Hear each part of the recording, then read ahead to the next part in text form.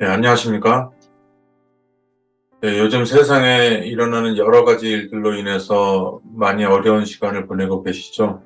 여러분들 모두에게 하나님의 은혜와 돌보심이 함께 하시기를 바랍니다.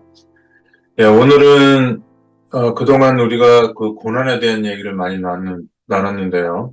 네, 오늘은 그 욥기 38장 이후에 나오는 이야기로 여러분들과 함께 은혜를 나누고자 합니다.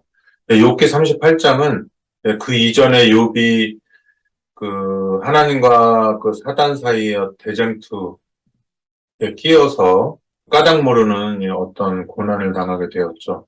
예, 그래서 이제 친구들이나 뭐 주변, 심지어는 부인이나 여러 주변 사람들을 통해서 그 아픔 가운데, 몸이 병들고 아픔 가운데서 그들과 이렇게 논쟁하는 얘기들이 많이 나왔습니다.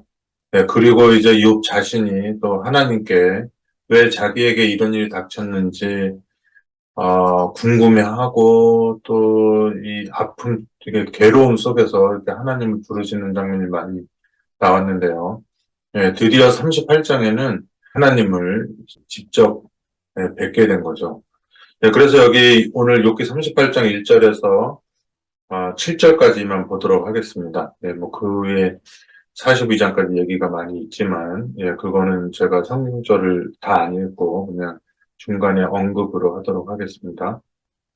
욥기 38장 1절에서 7절에 보면, 때에 여호와께서 폭풍 가운데로서 욥에게 말씀하여 가라사대 무지한 말로 이치를 어둡게 하는 자가 누구냐? 너는 대장부처럼 허리를 묶고 내가 네게 묻는 것을 대답할지니라. 내가 땅에 기초를 놓을 때에 내가 어디 있었느냐? 내가 깨달아 알았거든 말할지니라. 누가 그 도량을 정하였었는지, 누가 그 준승을 그 위에 띄었었는지 내가 아느냐? 그 주초는 무엇 위에 세웠으며 그 모퉁이 돌은 누가 놓았었느냐? 그때의 새벽 별들이 함께 노래하며 하나님의 아들들이 다 기쁘게 소리하였었느니라. 네. 욥이 그 까닭 모르는 그 고난을 당하면서 하나님을 경배하고 그분만 믿고 자신뿐만 아니라 자신의 가족, 그 아들, 딸들을 위해서도 이렇게 늘 제사를 드려주고 기도하고 이렇게 했는데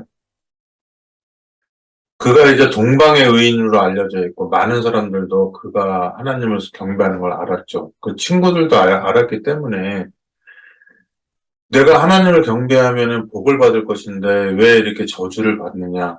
네가 겉으로는 하나님을 숭배하는 것 같았지만 이렇게 저주받는 것을 보니까 사실은 그게 아닌 것 아니냐 하면서 여러 가지 정말 증명할 수도 없고 하는 그런 문제로 육신적인 고난과 또 정신적인 고난 또 이런 그 가치관의 혼란 때문에 괴로워하면서 막 그 하나님을 찾고 갈구했었죠. 그죠? 그랬는데 하나님께서 드디어 욥기 38장에 나타나셨는데 욥에게 그 네가 왜 고난을 당했는지 그런 설명을 해주시는 것이 아니고 갑자기 그 하나님이 세상을 창조한 얘기를 하면서 내가 창조주로서 피조물이 보지 않는 데서 피조물들이 보지 않는 데서 온 우주를 만들고 그리고 여러 가지 그 거민들을 창조하고 하는 것을 내가 보았느냐 하면서 욥이 알 수 없는 얘기를 하는 겁니다. 욥이 알 수 없는 얘기를 하는 거죠.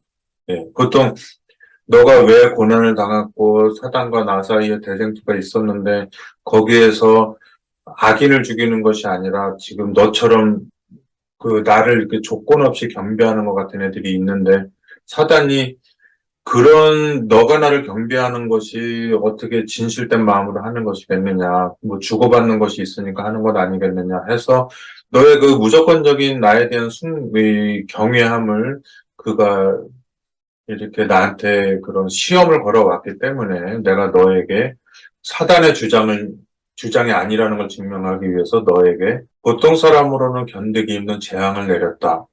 이렇게 설명을 하면 좋은데 그런 얘기는 안 하고 욥이 그렇게 고통을 호소하고 부르짖고 있고 주변의 친구들이 맞는 말 같은 얘기로 자기를 불쌍히 보기도 하고 저주하기도 하고 또 막 훈계하기도 하고 막 이런 모든 것들이 견딜 수가 없을 때 그 하나님께서 나타나서 이제 그것을 해명해 주시면 좋은데 괜히 너가 내 심정을 아느냐 막 이런 얘기를 하는 겁니다.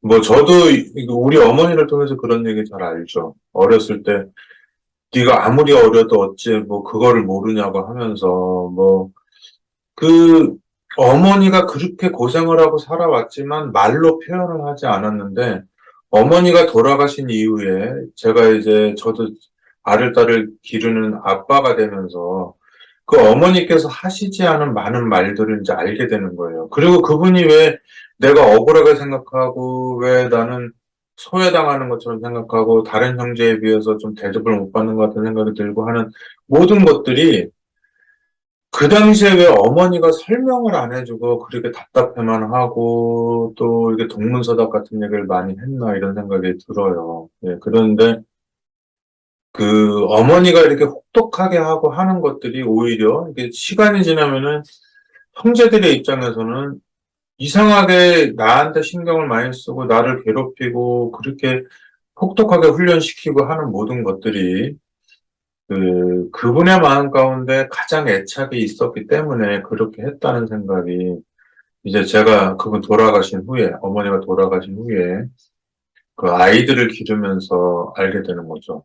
예. 그래서 가망성이 있는 애한테는 뭐, 가망성이 없는 애를 사랑하지 않아서 그런 게 아니라 가망성이 좀 적은 애를 그 가망성이 많은 애가 또 돌봐줘야 되기 때문에 사랑은 똑같은데 그 집안을 이끌어가고 집안에 좀 부족한 사람들이 있는 그 부족한 인원들이 있을 때 그 부족한 가족을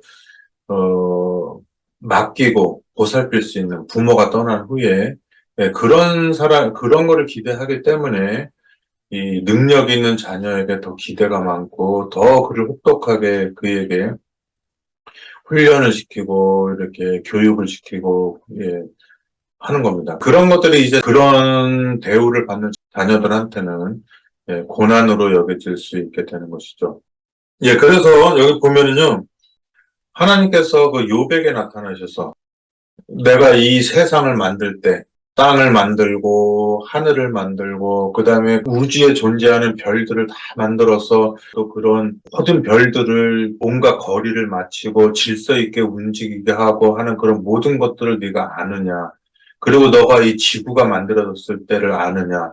이 지구를 만들고 그때 혼돈하고 공허할 때그 땅과 바다를 나누고 또 땅이나 바다에 거하는 짐승들을 다 만들고 그것을 다스리는 모든 그 나의 그런 계획이나 마음 같은 걸 내가 다 아느냐.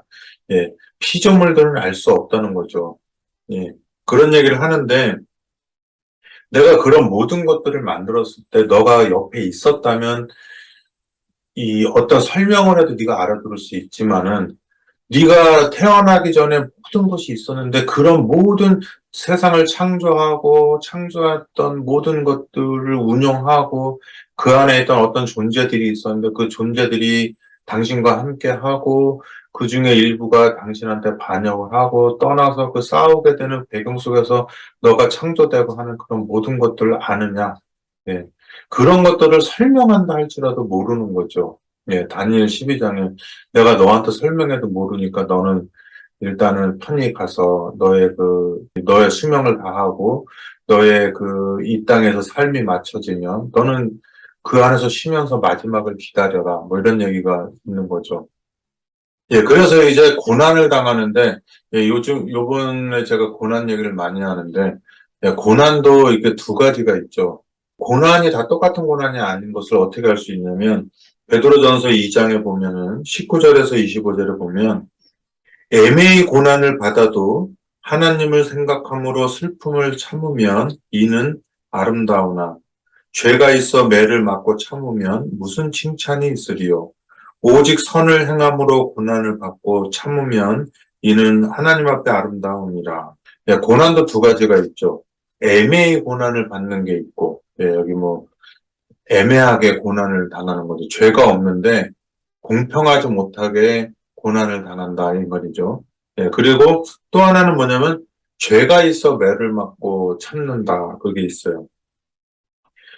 이 억울하게 고난을 받으면서 우리 어머니나 아버지처럼 자녀를 위해서 억울하게 고난을 당하면서 참는 것은 아름답지만 너네들이 뭐 항아리 깨고 뭐 누구 때리고 뭐 뭘 훔치다가 어떤 뭐 감옥이나 누구한테 만나서 체벌을 당할 때는 그걸 꾹 참는다고 해서 무슨 상이 있겠느냐. 그거는 네가 지은 죄에 대한 대가를 치르는 거 아니냐. 뭐 이런 얘기죠. 물론 죄가 있어서 받아야 되지만 그 죄가 있음에도 불구하고 벌을 안 받으려고 하는 사람들도 있죠, 사실은. 네, 그렇지만은 그나마 우리는 뭐 내가 뭐 죄를 짓고서 뭐 자수를 한다든지 그러면은 뭐 벌을 안 주진 않지만은 벌이 좀 감해지긴 하죠. 그래서 이제 뭐 죄도 정도가 있다는 얘기도 있잖아요. 여기서 우리가 고난은 한 가지만 있는 것이 아니라는 것을 알게 되죠. 첫째는 죄가 없지만 애매하게 당하는 고난이 있고, 둘째는 자기가 죄를 지어서 당하는 고난이 있습니다. 그래서 여기 21절에 보면 이를 위하여 너희가 부르심을 입었으니 그리스도도 너희를 위하여 고난을 받으사 너희에게 본을 끼쳐 그 자취를 따라오게 하려 하셨느니라. 저는 죄를 범치 아니하시고 그 입에 괴사도 없으시며 욕을 받으시되 대신 욕하지 아니하시고 고난을 받으시되 위협하지 아니하시고 오직 공의로 심판하시는 자에게 부탁하시며 친히 나무에 달려 그 몸으로 우리 죄를 담당하셨으니 이는 우리로 죄에 대하여 죽고 의에 대하여 살게 하심이라. 저가 채찍에 맞음으로 너희는 나음을 얻었나니 너희가 전에는 양과 같이 길을 잃었더니 이제는 너희 영혼의 목자와 감독 되신 이에게 돌아왔느니라. 예, 그래서 우리가 뭐 예를 들면은 하박국 1장에 나오는 고난을 바라보게 되면은 뭐 에레미야 29장도 그렇고요. 이스라엘 백성이 고난을 당하잖아요. 근데 그 고난을 당하는데 그들이 당하는 고난은 지금 베드로전서 2장에 비춰봤을 때 애매히 당하는 고난이냐 아니면은 죄가 있어서 당하는 고난이냐 그거를 봐야지 돼요. 예. 그래서 하박국 1장에 보면은 그때가 뭐 히스기야 왕 이후에 뭡니까? 므낫세 시대라든지 그 후에 뭐 요시야 왕 빼고는 다 악한 왕들이잖아요. 예. 그래서 특히 이제 하박국 쓸 때는 이제 므낫세 왕 때 그 당시 때니까는 뭐 이사야가 뭐 최소한 고난을 당한다든지 아니면 므낫세가 이사야를 톱으로 쏘아 죽이는 것을 뭐 봤든지 하여튼 그때 그 이사야가 그 므낫세라고 하는 악한 왕에 의해서 죽임을 당했던 그런 그 시절에 쓰여진 것들이 하박국이나 뭐 이런 책들이죠. 네, 그때 봤을 때 이스라엘 백성이 그때 고난당하는 장면이 나오고, 그때는 뭐 재판을 행해지되 공정하게 행해지지 않았다고 그랬잖아요. 그래서 이스라엘 백성 하나님께 택한 백성으로서 그 하나님을 대신해서 공의를 행해야 되는 거죠. 그죠? 그래서 예수님께서 아까 베드로전서 2장에 보니까 공의를 행하는 분한테 자기를 의탁했다고 했는데, 그 예수님께서 이 땅에 하나님의 어린 양으로서 이 땅에 오셨을 때 그 하나님을 대신해서 공의를 행해야 될 사람들이 공의를 행했는지 아니면 부당하게 의로우신 어린 양 그 예수님을 에, 잘못된 판단을 해가지고 로마 사람한테 넘겨서 십자가에 달려 돌아가시되 가장 큰 저주를 퍼붓고 저주의 상징 십자가에 매달려서 죽게 했는 일을 봐야 되는 것이죠. 예, 그래서 여기서 하박국이라는 선지자는 이스라엘의 고난을 바라보고 그들이 재판을 공평하게 하지 않고 또 율법이 엉망진창으로 되고 또 이 이스라엘 백성이 뭐 범죄하는 걸 바라보고 의인들이 그 므낫세라는 왕으로부터 막 그 의인들 핍박당해서 죽고 막 이러는 걸 보면서 그는 그 하나님의 심정으로 괴로워했을 테지만 이스라엘 백성들 자체는 그 왕부터 시작해갖고 온갖 그 죄를 짓고 살아가는 그런 형편에 있는 것입니다. 그래서 그들에게 그 해당되는 예언이 뭐냐면, 물론 아수르 사람들한테 핍박을 많이 받았지만은 뭐 나라를 잃어버리기까지는 안 했죠. 예, 그들에게 할당되는 그 대가는 뭐냐면은 예, 이제 바벨론 사람들이 와가지고 예, 그들을 사로잡아 가서 예, 이제 뭐 이스라엘 나라가 없어지고 또 그들 바벨론 사람들에게 핍박당하고 하는 그런 장면들이 예언이 되는 것이죠. 예, 그래서 여기서 봤을 때는 베드로전서 2장에 비춰봤을 때 지금 이스라엘의 상태는 범죄함으로 고난을 당하고 있다라고 하는 장면을 보게 되는 겁니다. 제가 왜 이런 얘기를 하게 되냐면 욥기에서 나오는 욥이 당하는 고난은 하박국에서 나오는 이스라엘 사람들이 당하는 고난들하고는 다르죠. 그죠? 그 이스라엘 백성이 당하는 고난은 베드로전서 2장에 나온 대로 그들이 범죄함으로 신명기 28장에 예언된 그 저주를 받는 거예요. 불순종하면서 오는 저주를 받는 것이고 욥은 하나님께 순종을 했고 정말 하나님과 사단 사이에 그의 의를 놓고 싸울 정도로 그는 의인이었고, 그는 하나님을 경배했고, 복을 받아야 될 사람인데, 애매히 고난을 받았고, 그는 자기의 심지어 아내조차도 하나님을 욕하고 죽으라 그럴 때, 그 아내를 뭐라고 하면서, 어찌 내가 주신 자도 하나님이고, 가져가시는 분도 하나님인데, 그를 내가 저주하겠느냐 하면서, 오히려 하나님을 욕하지 않고 그 고난을 견뎌내는 장면을 보게 되는 겁니다. 네, 물론 하나님이 나타나서 회개는 하지만 그거는 죄와 의가 만나서 회개하는 것이 아니라 아버지와 자녀처럼 그, 도저히 피조물로서 아담과 하와 심지어 범죄하지 않은 천사들조차도 그 의와 죄와 싸우는 것이 아니라 그분의 그 의의 방대함과 그 자식으로서 절대 이해할 수 없는 그 부모의 그 넓은 그 어떤 마음을 바라보면서 그 위축되는 예, 그런 예, 사랑과 희망과 불멸의 소망이 있는 그런 두려움 있잖아요. 그 행복과 어떤 그 가치의 귀함이 너무 커서 그 기쁨과 즐거움이 너무 커서 두려운 거 있잖아요. 그래서 오는 그런 마음인 거죠. 그 악한 것이나 심지어 사단을 받더라도 초연했을 욥이 하나님을 보면서 그런 두려움을 느끼고 자기의 가지고 있는 모든 것을 그가 동방에서부터 가장 의로운 의인이고 하나님께서 주신 시험을 다 겪어내면서도 하나님에 대한 소망과 믿음을 잃지 않았던 그가 그 하나님을 바라보면서 오는 그런 장면이 욥기 38장 이후의 장면이라고 볼 수 있습니다. 그래서 욥이 당하는 환란은 그 하박국에 나오는 이스라엘의 환란 그리고 에레미야 29장의 그 시드기야 왕 때죠. 이스라엘이 3천을 명했을 때 그때 시드기야 왕이나 그 당시에 불순종했던 그 이스라엘 백성의 환란하고는 고난하고는 완전히 달라요. 그죠? 그래서 이 에레미야 29장이나 하박국에 나왔던 이스라엘의 그런 고난은 하박국은 예언된 고난이고 이 에레미야 29장은 이루어진 고난이죠. 그 예언이 이루어진 거죠. 하박국 에레미야에서 예언된 것이 에레미야 29장에서 이루어지면서 당하는 고난인데 그거는 이제 범죄하면서 오는 그런 고난이에요. 그래서 그 사람들이 고난에서 이렇게 고통당하고 부르짖고 있을 때 그 고난의 근원과 또 고난의 해결책도 모르고 막 그 지내고 있는 것을 바라보면서 다니엘서 9장에는 뭐예요?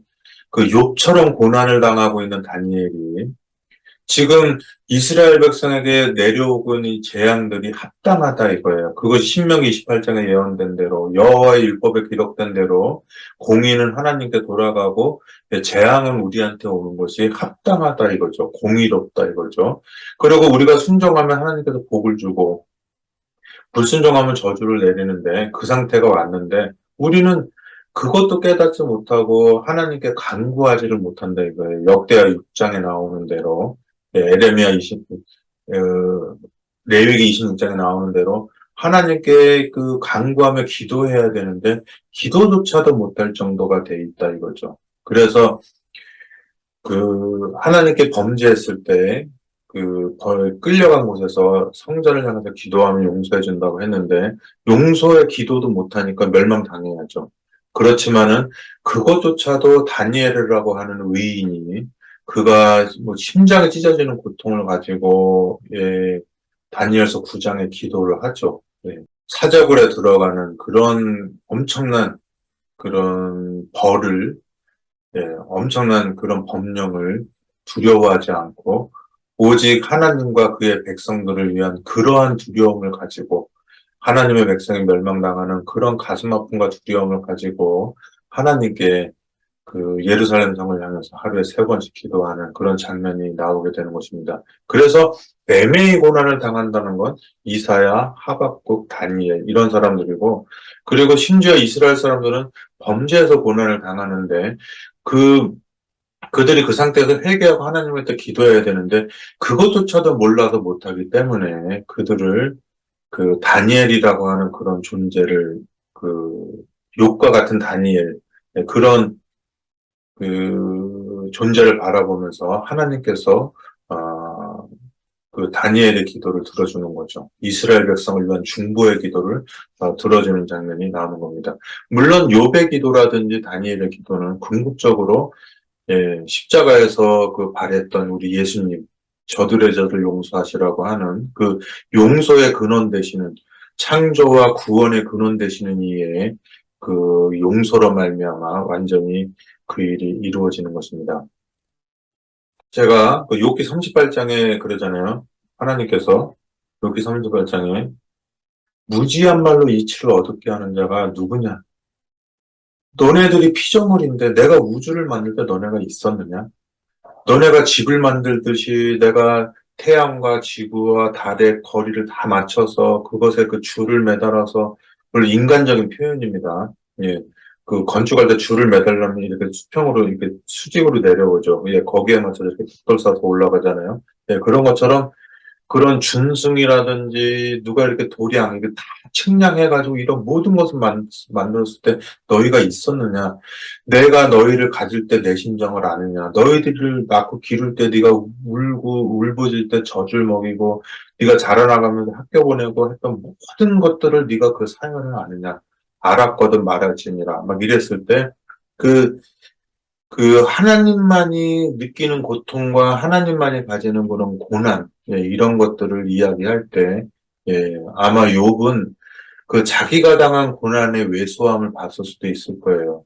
제가 어렸을 때 그렇게 고생한다고 생각하고 뭐, 100점 맞으면 엄마한테 자랑하고 막 그랬을 때, 나는 공부만 잘하면 되는 줄 알았지, 나이 먹어보니까 공부만 잘하면 되는 게 아니라, 예, 자녀를 잘 기르고도 욕을 먹는 그렇게 돼요. 물론 잘 기르지도 못했지만은, 그런 게 있습니다.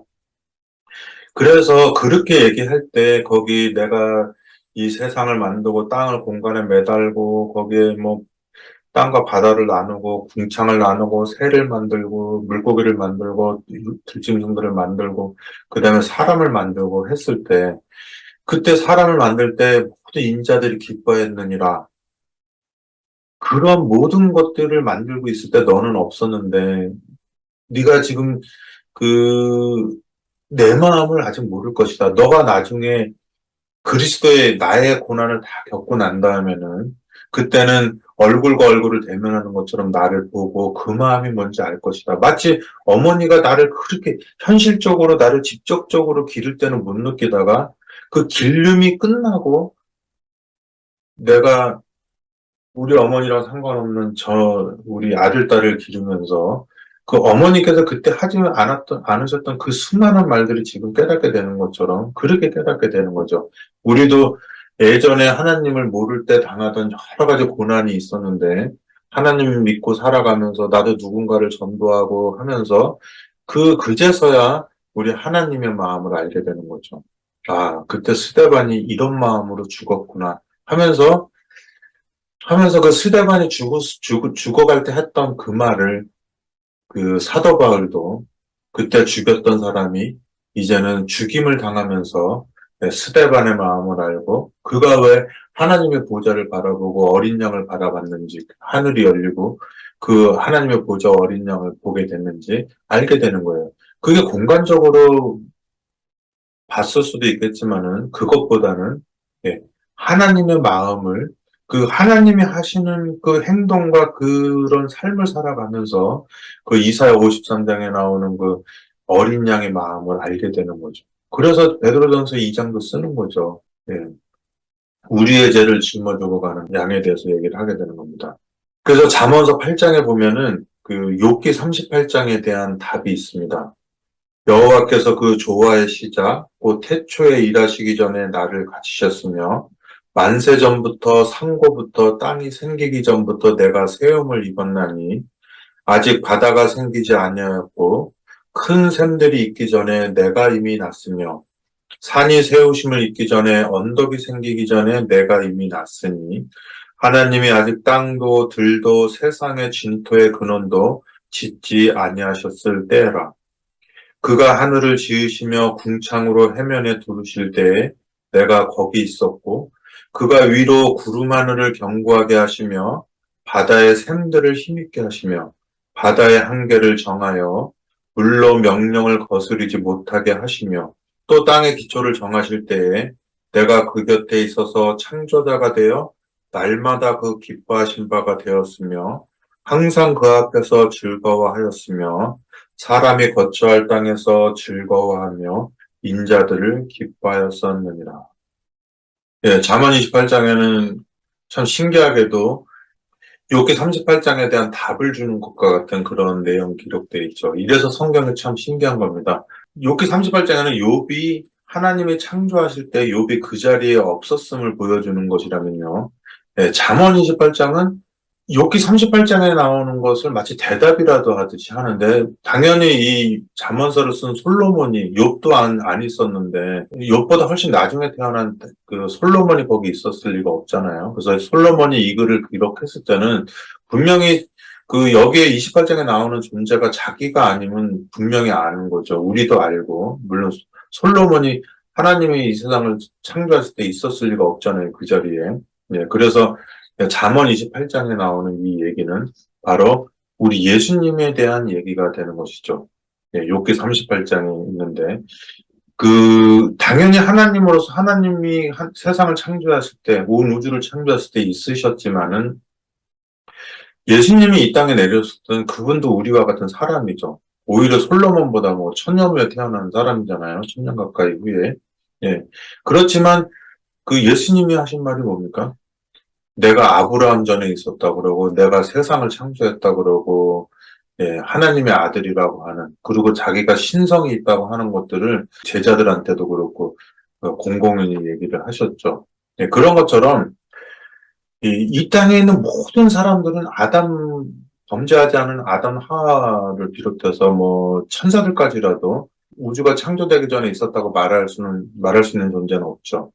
예, 물론 지구를 만들 때는 뭐 천사들이 있었겠죠. 이 지구 거민들이 막내니까 지구가 생기기 전에 먼저 생겼던 존재들이 지구가 창조되는 것을 하나님께서 창조하는 걸 봤었겠죠, 그죠? 하지만은 이 모든 것을 만들기 전에 그 시초는 바로 하나님이시고 그리고 그 우주의 다른 피조물들이 인간이 창조되는 걸 봤다 할지라도 그 창조의 신비를 어떻게 다 이해를 하겠어요. 그죠? 그것도 이해를 못하고 인간이 범죄하고 범죄한 인간을 구원하는 모든 것들도 그들조차 천사들조차 영원히 연구해야 될 것이라고 하고 있습니다. 자, 그래서 여기 요한복음 1장 1절에서 5절에 보면은요. 역시 그 욥기 38장에 내가 이 세상을 창조했을 때 너가 있었느냐? 그때 내가 인자들을 기뻐하고 막 이런 얘기를 새벽별들이 노래하고 그런 얘기 나오잖아요. 우리 뭐 별들은 보통 뭐 천사들이라는 말도 많이 하죠. 그죠? 예. 그 별들의 3분의 1이 이 땅에 이제 뭐 타락하게 되면서 이렇게 선악과의 대쟁투를 하게 되는 얘기, 뭐 그런 얘기들도 있습니다. 요한복음 1장에 보면은 태초에 말씀이 계시니라. 이 말씀이 하나님과 함께 계셨으니 이 말씀은 곧 하나님이시라. 그가 태초에 하나님과 함께 계셨고 만물이 그로 말미암아 지은 바 되었으니 지은 것이 하나도 그가 없이는 된 것이 없느니라. 그 안에 생명이 있었으니 이 생명은 사람들의 빛이라. 빛이 어두움에 비치되 어두움이 깨닫지 못하더라. 예, 그 요한복음, 요한복음은 뭐 성경에서도 가장 마지막에 기록된 책이라고 하죠. 그죠? 왜냐면은 가장 오래까지 살았던 요한이라고 하는 사도가 썼고, 그가 밤머슴했을 때 요한계시록을 쓰고, 그리고 그 이후에 말년에 요한복음을 썼다는 얘기가 있습니다. 그가 그 요한복음을 기록했을 때, 이 마태복음은 그 유대인의 왕으로서의 그런 면을 부각시킨 게 있었고, 그리고 마가복음, 누가복음은 그 이방인들, 로마 사람들이나 뭐 이런 사람들을 위해서 기록한 책이라고 하면은, 요한은 그 요한복음을 기록할 때, 우리 예수님께서 하나님이심을 강조하는 그 측면에서 요한복음을 기록했어요. 그래서 시작하면서부터 우리 예수님이 그냥 평범한 인간이 아니라 욥기 38장에 나오는 그 창조자 하나님임을 강조하고 있습니다. 하지만 그 창조자 하나님, 빛이 되신 창조자 하나님께서 이 땅에 오셨을 때 인간의 형상으로 오셔서 인간을 구원하려고 이 땅에 살아가시고 계실 때 인간들은 그를 알아보지 못하고 비참하게 죽인 것이죠. 그때 이분이 당하는 그런 억울하게 당하는 이 환란을 애매히 고난을 당한다고 하는 것이죠.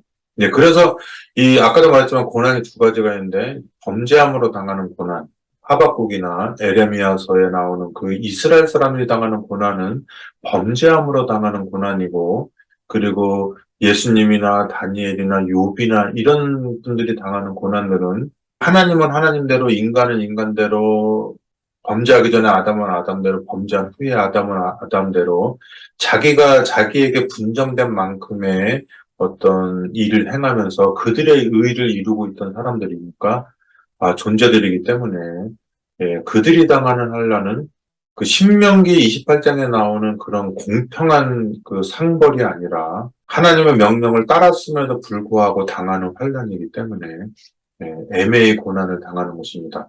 그래서 그들이 가지게 되는 것이 불멸의 소망이 되는 것이죠. 그래서 이제 그 로마서 8장에 보면 18절부터 23절에 보니까 생각건대 현재의 고난은 장차 우리에게 나타날 영광과 좋게 비교할 수 없도다. 피조물에 고대하는 바는 하나님의 아들들에 나타나는 것이니 피조물이 허무한데 굴복하는 것은 자기 뜻이 아니요 오직 굴복해 하시는 이로 말미암음이라. 그 바라는 것은 피조물도 썩어짐의 종로를 탄 데서 해방되어 하나님의 자녀들의 영광의 자유에 이르는 것입니다. 피조물이 다 이제까지 함께 탄식하며 함께 고통하는 것을 우리가 아나니 이뿐 아니라 또한 우리 곧 성령의 처음 익은 열매를 받은 우리까지도 속으로 탄식하며 양자될 것 곧 우리 몸의 구속을 기다리느니라. 여러분, 지금 뭐 북극이고 남극이고 다 이렇게 녹아내리고 있잖아요. 녹아내리고 있고 세상은 천재지변으로 막 산에 있는 동물들도 바다에 있는 동물들도 막 그 여기저기 있는 피조물들이 다 망가지면서 전부 다 신음하고 있잖아요. 근데 사자가 무슨 죄가 있고 코끼리가 무슨 죄가 있고 북극곰이 무슨 죄가 있고 뭐 바다에 고래가 무슨 죄가 있습니까? 그들은 영문도 모르고 막 당하는 환란들이잖아요. 어찌 보면 그들은 그 자유의지가 없는 욥이나 마찬가지죠. 그런 환란을 당한다고 그들이 뭐 억울함을 호소합니까? 하지만 그들이 억울함을 하나님한테 호소하지는 않지만 다 고통당하고 있죠. 예, 바다의 생물들이, 육지의 생물들이, 공중의 생물들이 다 사람을 포함해서 지금 고난을 당하고 있는데, 그 고난을 당하면서 그 이 원래 우리 행복하는 삶이 돌아오도록 다들 괴로워하면서 고통 중에 부르짖고 있는 것이죠. 하지만 하나님을 믿고 하나님을 말씀을 연구하는 하나님의 선지자들은 이 고통이 어디서 왔으며 또 어떻게 해결책이 있는지 그런 걸 알고 그런 고통과 그런 해결책들이 잘 온전히 이루어지지 않는 것들을 바라보면서 이 고난을 당하는데 그 고난이 뭐예요? 어머니나 아버지가 당하는 고난처럼 그것을 그리스도의 고난이라고 하는 겁니다. 네.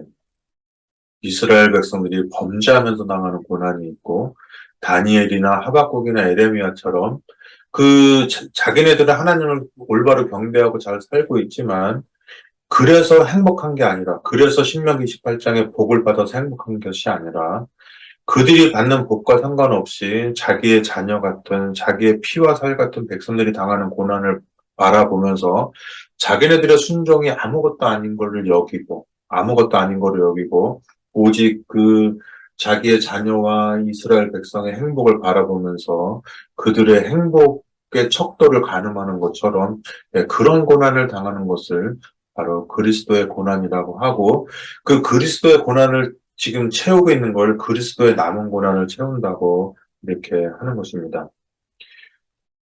여기 불멸의 소망이 있죠, 진짜로. 여기 영원한 소망을 우리에게 주는 것이 있습니다. 여러분들이 범죄하면서 고난을 당했던, 예, 아니면 다니엘처럼 범죄한 이스라엘이 당하는 고난을 바라보면서 그들이 다시 그 고난에서 벗어나고 하나님한테 순종하고 영원한 구원을 받는 것을 보고 그것을 자기 행복의 척도로 여기고 살아가는, 그런 다니엘과 같은 그런 고난을 당하는 것인지, 어떤 고난을 당하더라도 여러분들은 하나님의 사랑 가운데 있다는 걸 잊어서는 안 돼요. 그리고 예수님의 순종은 다니엘이나 하박국이나 욥의 순종과는 비교도 안 되게 높은 차원의 순종이죠. 그런 순종을 하는 분을 하나님께서 범죄에서 고난을 당하고 있는 우리에게 우리의 의사도 물어보지 않고 보내주셔가지고 애매히 고난을 당하게 하고, 이사야 53장에 나오는 것처럼 도살장에 끌려나가는 어린 양처럼 죽게 했어요. 우리의 의사와 상관없이 그렇게 하셨습니다. 그러니까 우리가 범죄한 걸 깨닫지 못하고 고난이 왜 오는지 알지도 못하고 그냥 괴로워서 살고 있는 것으로 버림당한 것이 아니라, 그런 존재에게 하나님이 그런 세상을 이처럼 사랑하사 독생자를 보내주셨으니 이는 저를 믿고 의지하는 자마다 멸망치 않고 영생을 얻게 하겠다. 그렇게 한 것입니다. 그래서 우리가 가질 수 있는 불멸의 소망이 뭐냐? 로마서 8장 35절에서 39절에 보면, 누가 우리를 그리스도의 사랑에서 끊으리요? 환난이나 공고나 핍박이나 기근이나 적신이나 위험이나 칼이랴. 기록된 바 우리가 종일 주를 위하여 죽임을 당케 되며 도살할 양같이 여김을 받았나이다 함과 같으니라. 그러나 이 모든 일에 우리를 사랑하시는 이로 말미암아 우리가 넉넉히 이기느니라. 내가 확신하노니 사망이나 생명이나 천사들이나 권세자들이나 현재일이나 장래일이나 능력이나 높음이나 깊음이나 다른 아무 피조물이라도 우리를 우리 주 그리스도 예수 안에 있는 하나님의 사랑에서 끊을 수 없으리라. 네, 오늘 여러분들에게 이 욥기 38장 이후의 얘기를 보면서 하나님께서 드디어, 고난 가운데서 하나님을 찾고 하나님을 부르짖는 이 욥에게 직접 나타나셔서 그분이 창조주 하나님으로서, 구속주 하나님으로서 이 세상을 운영해 나감에 있어서 그분 범죄한 피조물이나 범죄하지 않은 피조물이나 그 누구도 이해하지 못하는 당신의 심정을 펼쳐놓았을 때, 욥은 그 사람으로서 그분의 마음을 다 몰랐을 거예요. 하지만 그분으로부터 비춰오는 어마어마한 사랑의 힘이 그를 장악하면서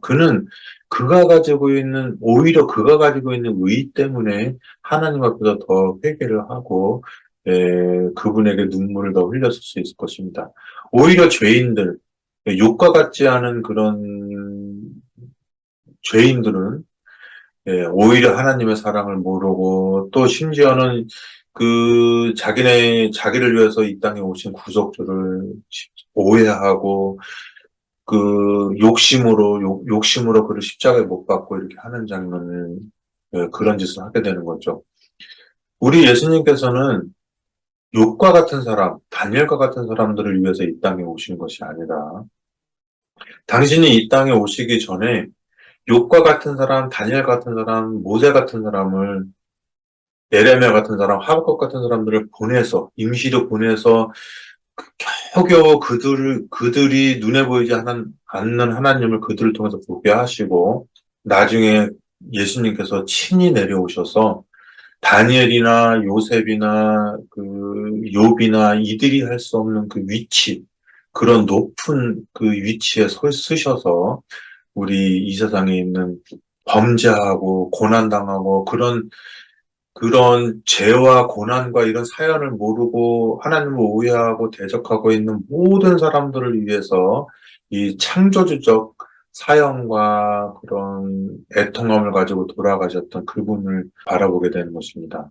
예, 오늘은 욥기 38장에 나오는 욥이 까닭모른 고난을 계속 겪다가 마침내 그렇게 갈구하고 갈급해하던 하나님을 직접 대면하여 보고 나누었던 이야기.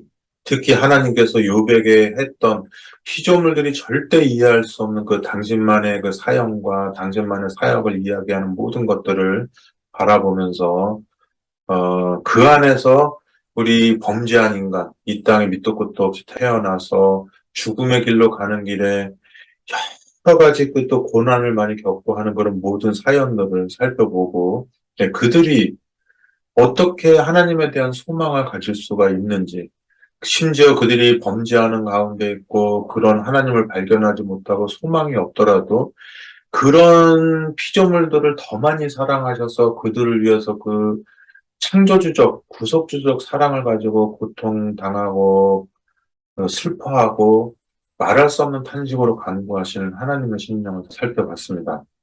오늘 여러분들에게 드리는 하늘의 기별은 뭐냐면 이 땅에서 어떤 어려운 일이 닥칠지라도 다 하나님의 섭리 가운데 우리가 있고 그분의 사랑과 그분의 돌보심 가운데 있고 우리가 가지는 모든 희노애락 그런 모든 것들 특히 슬픔이나 고통이나 고난 같은 것들은 우리를 창조하신 하나님께서 우리보다 더 많이 아시고 여러분들이 모든 걸 아는 그런 장남이나 장녀보다는 아무것도 모르는 막 태어난 막내 그런 말도 되지 않는 땡깡이나 여러 가지를 보면서 그에게 더 애틋한 마음과 더 큰 사랑을 가지고 있는 것처럼 오늘날 이 땅에서 영문도 모르고 고난을 당하는 우리 인간들에게 있어서 그 인간들을 하나님께서 더 사랑하시고 그래서 그분이 욥을 보내고 또 하박국을 보내고 에레미야를 보내고 이사야를 보내고 다니엘을 보내서 또 열두 제자를 보내고 또 다